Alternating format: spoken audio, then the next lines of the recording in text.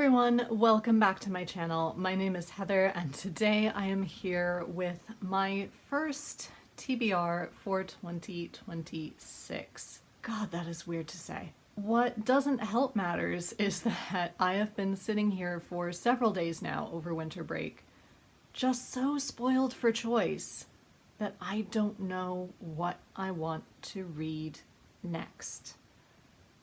I don't know if it's because I'm spoiled for choice. I don't know if this is a sign of an incoming slump. I don't know where I want to go.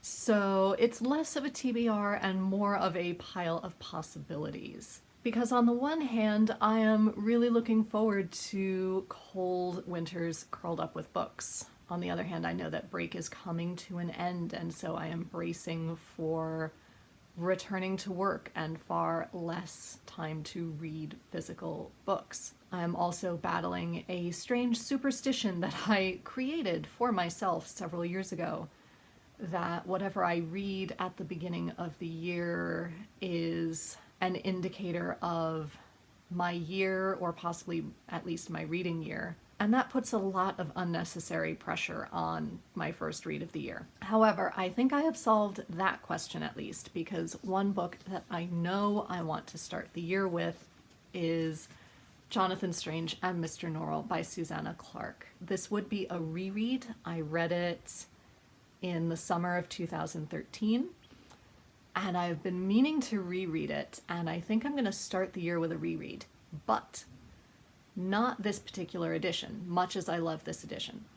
I think I am going to reread it via audiobook, because not only did they recently publish a new 20th anniversary edition of the physical book, they also published a 20th anniversary edition of the audiobook.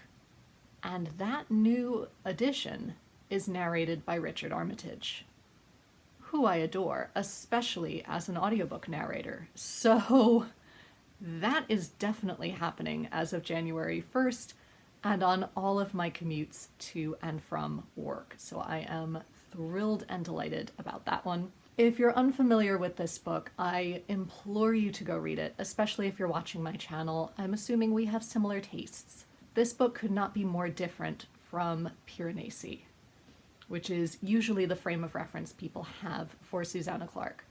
Piranesi was good, don't get me wrong. This was even better to me.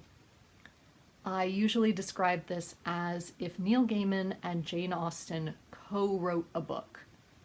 This is what it would be. It is kind of incredible. It's the story of a parallel Regency society in which there are magicians. However, it is beneath a gentleman to actually practice magic. So anyone who calls himself a magician merely studies the history of magic. Except when they hear about one actual practical magician up in York. And this catapults Mr. Norrell into international fame. They start to think, how could they use magic in the war against Napoleon? Meanwhile, Mr. Norrell is a nerdy little introvert who just wants to be left alone. And then Jonathan Strange magically discovers that he is also quite adept at practical magic. The two team up. Does the student start to outstrip the master? There's the fallout of that. Plus, there's the fact that Mr. Norrell summons a fairy to help him with something, and that could potentially spell disaster. There are other interwoven plots throughout, such as the myth of the Raven King.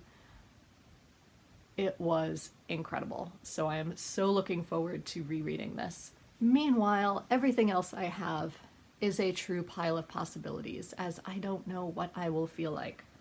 I will probably feel like the next Anton Dubek series in his historical fiction series about the Buckingham Hotel. This is called We'll Meet Again. We are on the eve of World War II, and beyond that I can't say much because it would spoil 3 books worth of material. I may feel like a classic retelling, like Stephen Fry's retelling of the Trojan Wars. That is probably the only thing that could convince me to read about the Trojan Wars. That is the one part of Greek mythology that has never really appealed to me very much. but Stephen Fry could change my mind about that. I might feel like some fluffy young adult, new adult romance, such as Red, White, and Royal Blue by Casey McQuiston. You must be familiar with this by now. It documents the fictional son of the US president and the fictional crown prince of Britain hating each other but slowly falling in love and nearly causing an international incident. I might feel like some cozy middle grade, like The Girl Who Lost Her Smile by Miranda Hart, which just looks adorable, which is about a girl who loses her smile and must go on a huge adventure to try and find it and figure out what happened. I might feel like Great Writers and the Cats Who Owned Them by Susanna Fullerton, which again, the title says it all. It is nonfiction about famous authors and their cats. And yes, that one and Troy and the Anton Dubek novel will also show up in my winter book haul in a few weeks' time. Or I might feel like a classic. Hopefully I have the brain power to feel like a classic, because I would like to read one. I have pulled a wide variety of classics to choose from. I might want to read the second book in the Kristin Lavransdatter series by Sigrid Undset.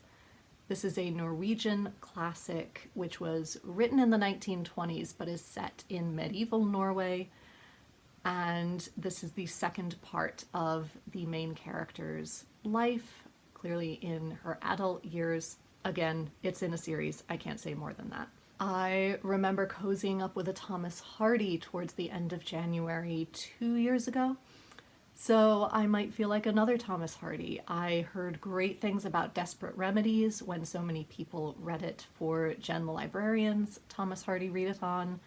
So I am excited to get to it. Apparently it's very plot heavy, very gripping and sensational, and that sounds really quite fabulous. I might feel like cozying up with a Louisa May Alcott like an old-fashioned girl. Honestly, I don't know much about this one. It is not part of the Little Women series. It is one of her standalones. Honestly, the back doesn't tell me much, so I will go in fairly blind. I might feel like a middle grade classic like Ballet Shoes by Noel Streatfeild, which is the story of 3 orphans who are all adopted by a man they call Gum, otherwise known as Great Uncle Matthew. And while he is off collecting fossils, they're often left to their own devices, and the Great Depression and the Second World War rage around them while they discover that they have many talents. One is a talented dancer, one is a talented actress, and one wants to fly airplanes. And we follow those desires as they grow up. Or I might feel like Stella Gibbons's Cold Comfort Farm. I keep saying I'm going to read this in either the winter or the summer. Maybe January 2026 is going to be that year. I don't know. I do love the cover. This is about a young woman who is sent to live with relatives on Cold Comfort Farm, and one relative is kookier than the next, and hilarity apparently ensues. So that is my pile of possibilities. It has all the potential to change. So do tune in at the end of January or beginning of February when I reveal what I actually read. Maybe I'll even stick in a reading vlog somewhere in January itself. Until that time, in order to help me decide if you have strong feelings about me reading any of these books, please let me know. That might help steer me in a good direction. If you have any New Year reading superstitions, let me know that I am not alone. If you are embarking on reading projects, or if you are reading a book that you also think I would love, also let me know. I am excited to find out. Until next time, be safe, be well, and happy reading. Bye everyone.